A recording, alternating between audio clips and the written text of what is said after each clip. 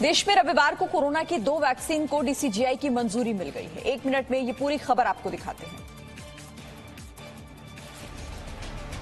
नए साल में भारत और कोरोना से मुक्ति दिलाने के लिए एक नहीं बल्कि 2 वैक्सीन आ गई हैं। रविवार को डीसीजीआई ने एक प्रेस वार्ता कर सीरम इंस्टीट्यूट की कोविशील्ड और भारत बायोटेक की कोवैक्सीन को मंजूरी दे दी। इन दोनों ही वैक्सीन को आपातकालीन स्थिति में इस्तेमाल किया जाएगा। देश में पहले कोविशील्ड वैक्सीन लगाई जाएगी, जबकि कोवैक्सीन विकल्प के तौर पर रहेगी। सरकार की लिस्ट में शामिल लोगों को वैक्सीन फ्री मिलेगी। सीरम इंस्टीट्यूट को एक वैक्सीन का 200 रुपए देगी सरकार। आम लोगों को 1000 रुपए में कोविशील्ड वैक्सीन मिलेगी। आम लोगों को मार्च अप्रैल से वैक्सीन लगाई जाएगी। कोरोना से ठीक होने वाले लोगों को भी वैक्सीन लगेगी। जिसे भी कोवैक्सीन लगेगी उसे क्लिनिकल ट्रायल का हिस्सा माना जाएगा। कोवैक्सीन म्यूटेटेड वायरस के मामले में लगाई जा सकती है।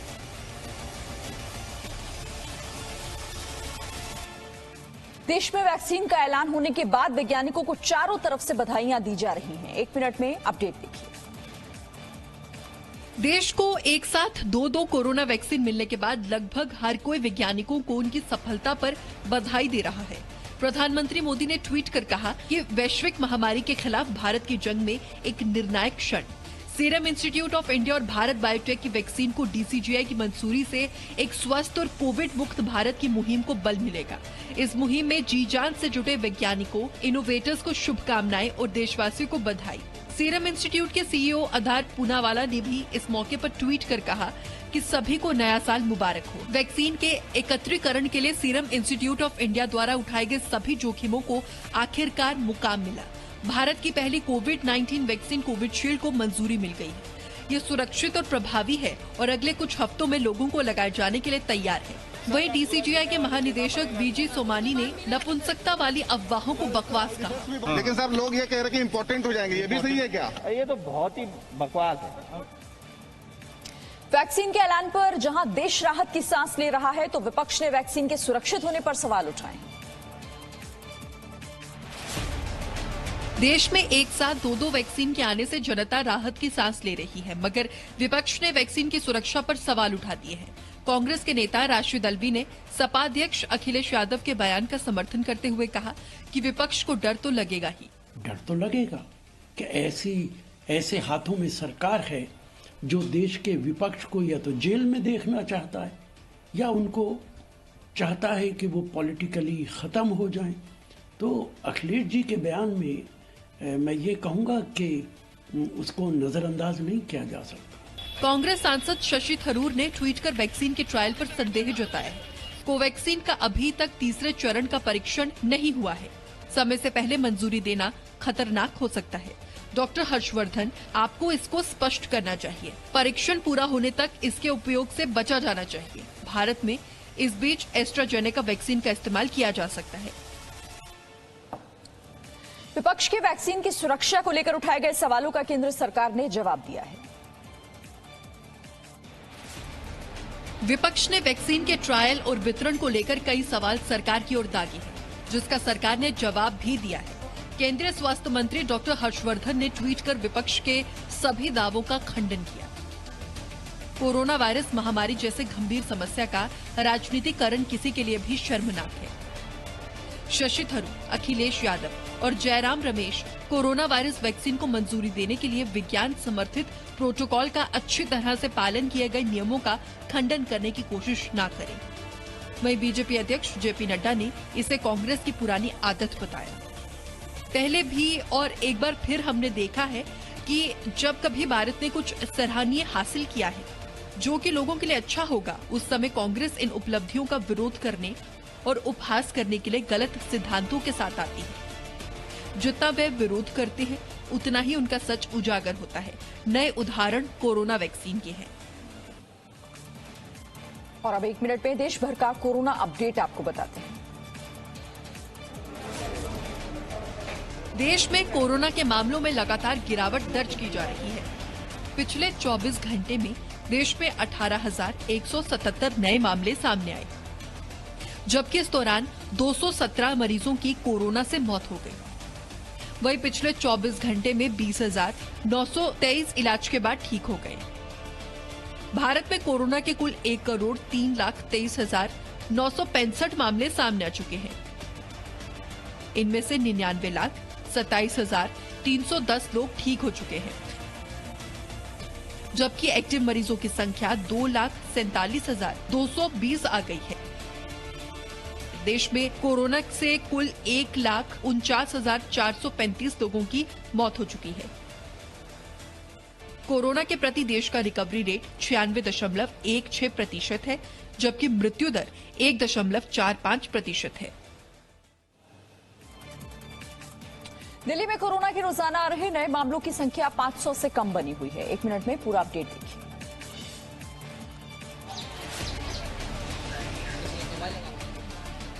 दिल्ली में कोरोना से ठीक होने वालों की संख्या में लगातार तेजी आ रही है।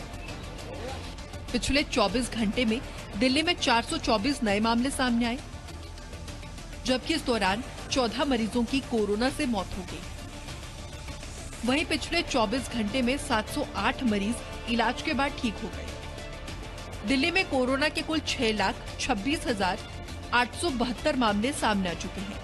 इनमें से 6,11,243 लोग इलाज के बाद ठीक हो चुके हैं, जबकि एक्टिव मरीजों की संख्या 5,044 हो गई है। दिल्ली में कोरोना से कुल 10,585 लोगों की मौत हो चुकी है। इस बीच वैक्सीन को लेकर दिल्ली के स्वास्थ्य मंत्री ने कहा कि वैक्सीन देने की तैयारियां पूरी हो चुकी हैं और ये सबसे पहले फ्रंट लाइन वर्कर्स को दी जाएगी।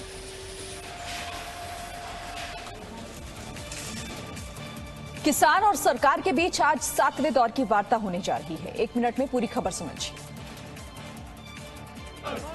नए कृषि कानूनों के खिलाफ चल रहे आंदोलन के बीच आज किसान संगठन और सरकार के बीच 7वें दौर की वार्ता होने जा रही है। ये वार्ता दोपहर करीब 2 बजे विज्ञान भवन में होगी। इससे पहले 6 दौर की वार्ता बिना किसी नतीजे के रही थी। इस बीच किसान संगठन इस बात को बार बार दोहरा रहे हैं कि आज की वार्ता बेनतीजा होने पर आंदोलन को तेज किया जाएगा। साथ ही किसानों ने ऐलान किया है कि वो इस बार लोहड़ी पर कृषि बिल की कॉपियां जलाएंगे। इस बैठक में सरकार की ओर से केंद्रीय कृषि मंत्री नरेंद्र सिंह तोमर, वाणिज्य मंत्री पीयूष गोयल और राज्य मंत्री सोम प्रकाश मौजूद रहेंगे। सूत्रों के हवाले से खबर है कि आज की बैठक में सरकार एमएसपी के साथ साथ तीनों कृषि कानूनों पर कमेटी बनाने का सुझाव पेश कर सकती है। उधर हरियाणा राजस्थान बॉर्डर पर धरना दे रहे किसानों ने रविवार को पुलिस बैरिकेड तोड़कर हरियाणा में घुसने की कोशिश की। इस दौरान पुलिस ने किसानों को रोकने के लिए आंसू गैस के गोले भी दागे, जिसकी वजह से मौके पर अफरा तफरी मच गई। किसान आंदोलन को अपना समर्थन दे रही कांग्रेस ने सरकार से मांग की है कि किसानों की बात मानी जाए। किसान आंदोलन में शामिल संगठन भले ही ये कह रहे हो कि उनके आंदोलन में राजनीतिज्ञों को शामिल नहीं किया जा रहा, लेकिन कांग्रेस लगातार इस आंदोलन में अपनी मौजूदगी दर्ज करा रही है। राजस्थान की कांग्रेस सरकार ने रविवार को जयपुर के शहीद स्मारक में किसानों के आंदोलन को समर्थन देने के लिए विरोध प्रदर्शन किया। कांग्रेस सांसद राहुल गांधी ने इटली से एक और ट्वीट कर नए कृषि कानूनों पर केंद्र को घेरा। किसानों को एमएसपी की लीगल गारंटी न दे पाने वाली मोदी सरकार अपने उद्योगपति साथियों को अनाज के गोदाम चलाने के लिए निश्चित मूल्य दे रही है। सरकारी मंडियां या तो बंद हो रही हैं या अनाज खरीदा नहीं जा रहा। किसानों के प्रति बेपरवाही और सूट बूट के साथियों के प्रति सहानुभूति क्यों? दूसरी तरफ कांग्रेस नेता राशिद अल्वी ने ये मांग की है कि सरकार को इस मुद्दे का समाधान जल्द से जल्द करना चाहिए।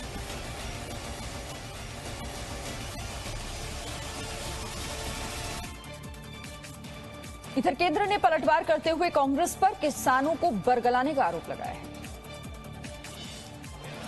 कांग्रेस की ओर से किसान आंदोलन को दिए जा रहे समर्थन पर केंद्र ने पलटवार किया है। कृषि राज्य मंत्री कैलाश चौधरी ने कहा कि राहुल गांधी किसानों को भड़काने की कोशिश कर रही हैं। ऐसा है कि नरेंद्र मोदी जी की सरकार है, वो किसानों के हित में निर्णय लेने वाली सरकार है और किसानों के हर उस समस्या के साथ खड़ी है जिसका समाधान हम किस तरह से कर सकें। और राहुल गांधी जी राजनीति कर रहे हैं और वो भी विदेश में जाकर राजनीति कर रहे हैं और किसानों को भड़काने का काम कर रहे हैं। साथ ही कृषि राज्य मंत्री ने कहा कि किसानों के साथ सरकार की वार्ता सफल होगी और विपक्ष को अपने मकसद में कामयाबी नहीं मिलेगी। कल हमारी वार्ता होगी, उसके अंदर निश्चित रूप से एक सकारात्मक परिणाम होगा। और जैसा कि हमारी पीछे जो 7 दौर की बैठक हुई है, बिल्कुल सकारात्मक और सौहार्दपूर्ण वातावरण के अंदर हुई है, और कल भी होंगे। लेकिन ये कांग्रेस या आप या अन्य जो कम्युनिस्ट है, वो इस घी में आग डालने का, आग में घी झोंकने का काम कर रहे हैं। दिल्ली में बारिश और ठंड ने धरना दे रहे किसानों की मुश्किलों को बढ़ा दिया है। धरना दे रहे किसानों ने दिल्ली न जाने का मन बना लिया है, मगर इस बीच दिल्ली और उसके आसपास के इलाकों में हो रही बारिश से उनके आंदोलन की मुश्किलें बढ़ गई हैं। रविवार को हुई बारिश से किसानों के टेंट और लंगर को काफी नुकसान पहुंचा। कई जगहों पर पानी भी भर गया, जिससे खाना बनाने में काफी दिक्कतों का सामना करना पड़ा। हालांकि बदलते मौसम से भी किसानों की हिम्मत टूटती नहीं दिख रही है। किसानों का कहना है कि वो जब तक कानून रद्द नहीं करा लेंगे वापस नहीं जाएंगे। ਤੇ ਹੁਣ ਅੱਜ ਜਿਹੜੀ ਫੌਰੀ ਤੌਰ ਤੇ ਬਾਰਿਸ਼ ਹੋਈ ਹੈ, ਬਹੁਤ ਜ਼ਿਆਦਾ ਪਰੇਸ਼ਾਨੀ ਤਾਂ ਹੈ ਹੀ। ਦੇਖੋ ਲੰਗਰ ਦੇ ਵਿੱਚ ਪਾਣੀ ਜਾ ਵੜਿਆ, ਸਾਰੇ ਟੈਂਟਾਂ ਦੇ ਵਿੱਚ ਪਾਣੀ ਜਾ ਵੜਿਆ ਤੇ ਸਾਰੇ ਕੱਪੜਾ ਲੀੜਾ ਜਿਹੜਾ ਭਿੱਜ ਚੁੱਕਿਆ ਹੈਗਾ। ਇਸ ਕਰਕੇ ਪਰੇਸ਼ਾਨੀ ਤਾਂ ਹੈ ਹੀ, ਪਰ ਫਿਰ ਵੀ ਕਿਸਾਨਾਂ ਦੇ ਜਿਹੜੇ ਹੌਸਲੇ ਆ ਉਹ ਬੁਲੰਦ ਹੈ। ਇਸ ਤੋਂ ਘਬਰਾਏ ਨਹੀਂ ਹੈਗੇ, ਕਿਉਂਕਿ ਜਿਹੜੀ ਮੋਦੀ ਸਰਕਾਰ ਨੇ ਕਾਨੂੰਨ ਲੈ ਕੇ ਆਂਦੇ ਹੈ, ਇਹ ਕ੍ਰਿਸ਼ੀ ਕਾਨੂੰਨ ਆ ਜਿਹੜੇ ਬਹੁਤ ਮਾਰੂ ਹੈਗੇ। ਅੱਜ ਤਾਂ ਅਸੀਂ ਥੋੜੀਆਂ ਬਹੁਤੀਆਂ ਤਕਲੀਫਾਂ ਝੱਲ ਲਾਂਗੇ, ਪਰ ਜੇ ਕ੍ਰਿਸ਼ੀ ਕਾਨੂੰਨ ਲਾਗੂ ਹੋ ਜਾਂਦੇ ਤਾਂ ਆਉਣ ਵਾਲੀਆਂ ਪੀੜ੍ਹੀਆਂ ਸਾਡੀਆਂ ਬਰਬਾਦ ਹੋ जानिया। दिल्ली से सटे गाजियाबाद में रविवार को एक निर्माणाधीन छत के गिरने से कई लोगों की मौत हो गई। गाजियाबाद के मुरादनगर में शमशान घाट के पास अचानक एक निर्माणाधीन छत गिरने से 23 लोगों की मौत हो गई, जबकि इस हादसे में 15 लोग गंभीर रूप से घायल हुए हैं। वहीं 38 लोगों को मलबे से सुरक्षित निकाल लिया गया है। इस हादसे पर मुख्यमंत्री योगी आदित्यनाथ ने तुरंत संज्ञान लेते हुए मेरठ रेंज के आईजी को मौके पर जाने का आदेश दिया। हालात का जायजा लेने पहुंचे मेरठ रेंज के आईजी ने बताया कि इस घटना की जांच के लिए कमेटी बना दी गई है। खुद मुख्यमंत्री ने संज्ञान लेके मुझे को इसलिए यहाँ भेजा है कि जो भी लोग निकल रहे हैं घायल, उनका इलाज ठीक से हो, इस बात की चिंता शासन प्रशासन भी कर रहा है और सरकार की तरफ से मुझे भेजा गया है कि प्राथमिकता ही है इस समय कि कोई भी घायल जो बचाया जा सकता है उसको बचाना है। पुलिस ने फिलहाल इस मामले में आईपीसी की धारा 304 यानी गैर इरादतन हत्या के साथ 337, 338, 437 और 409 के तहत एफआईआर दर्ज कर ली है।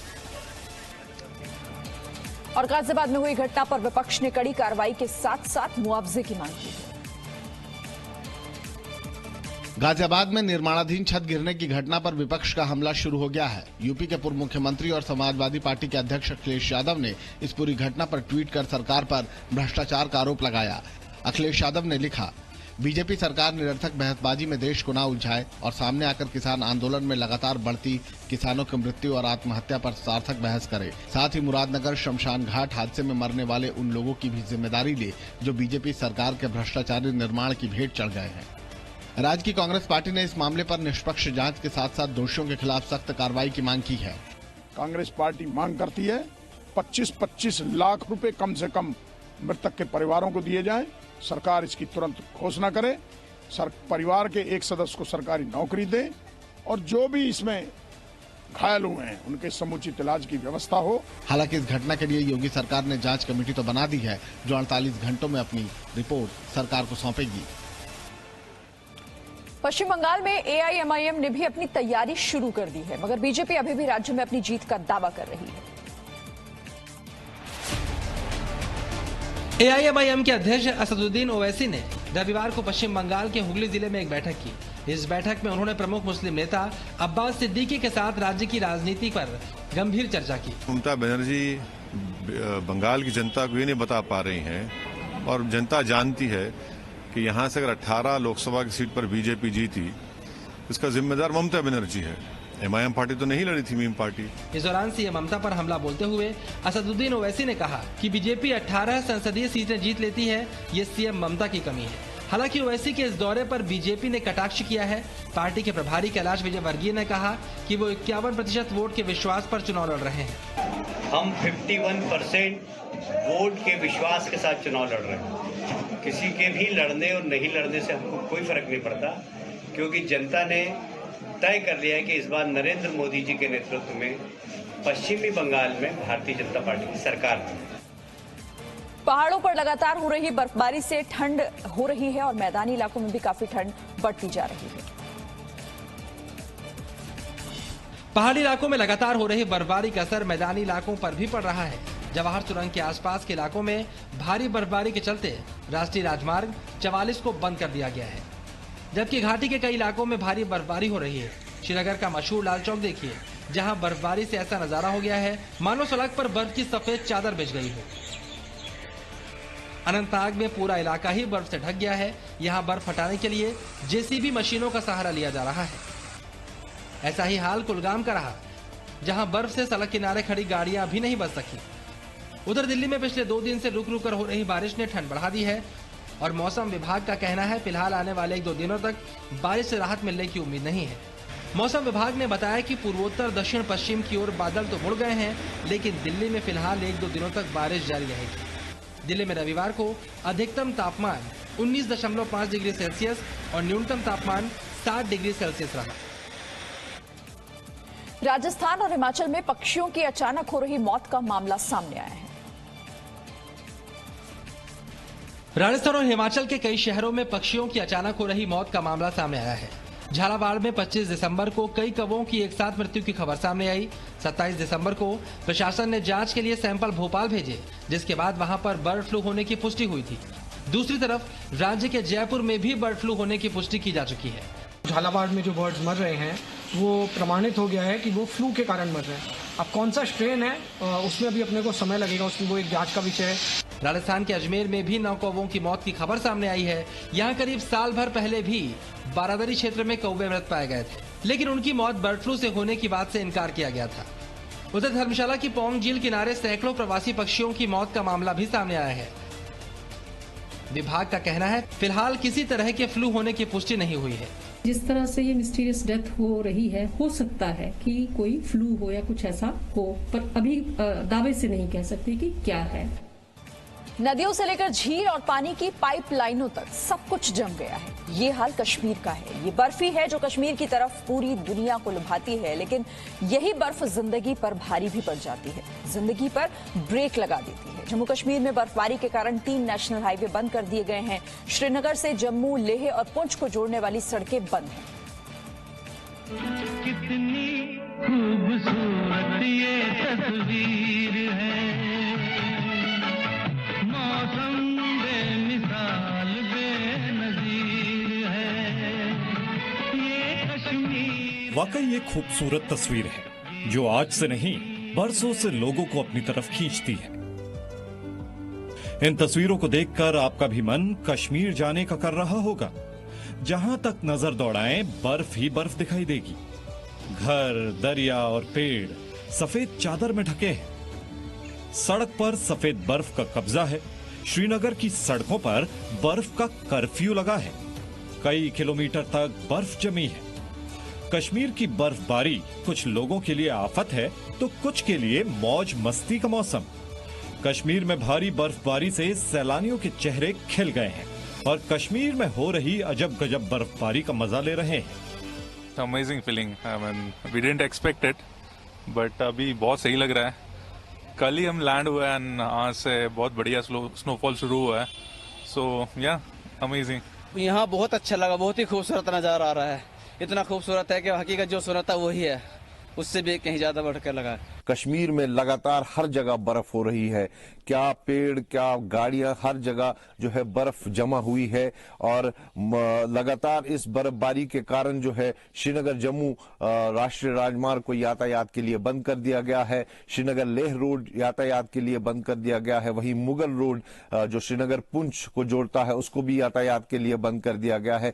कहीं न कहीं भीषण बर्फबारी जो है वर्ष 2021 की ये पहली बर्फबारी देखने को मिल रही है।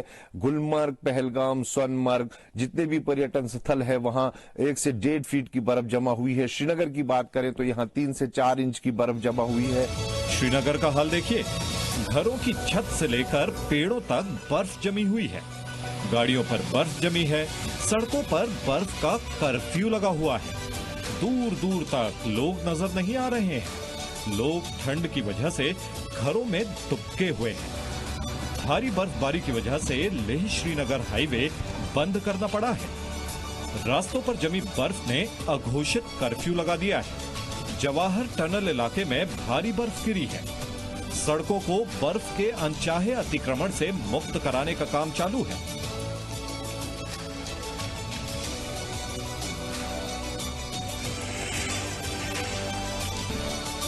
कुलगाम पर बर्फ का कब्जा है। दूर तक देखें तो गाड़ियां भी बर्फ की चादर ओढ़े ठहरी हुई हैं। रास्ते बंद हैं और बर्फ गिर गिर कर मोटी परत बनाती जा रही है। इन सड़कों को ही देखें, घुटने भर से कम बर्फ नहीं है यहाँ। अब इन पर कोई चले तो कैसे चले? इसीलिए दूर दराज के गांवों तक संपर्क टूटा हुआ है। बर्फ हटाने का काम जारी है, लेकिन मुश्किल ये है कि जिस तेजी से बर्फ हटाई जाती है उसी तेजी से सड़क फिर बर्फ से ढक जाती है। भला आसमान पर कोई कैसे कंट्रोल कर सकता है? कुदरत पर भला किसी का जोर चला है? कुल जमा हाल ये है कि जब तक मौसम अपना मूड नहीं बदलता, इसी तरह से रहना है, ठंड में ठिठुरना है। खालिद हुसैन,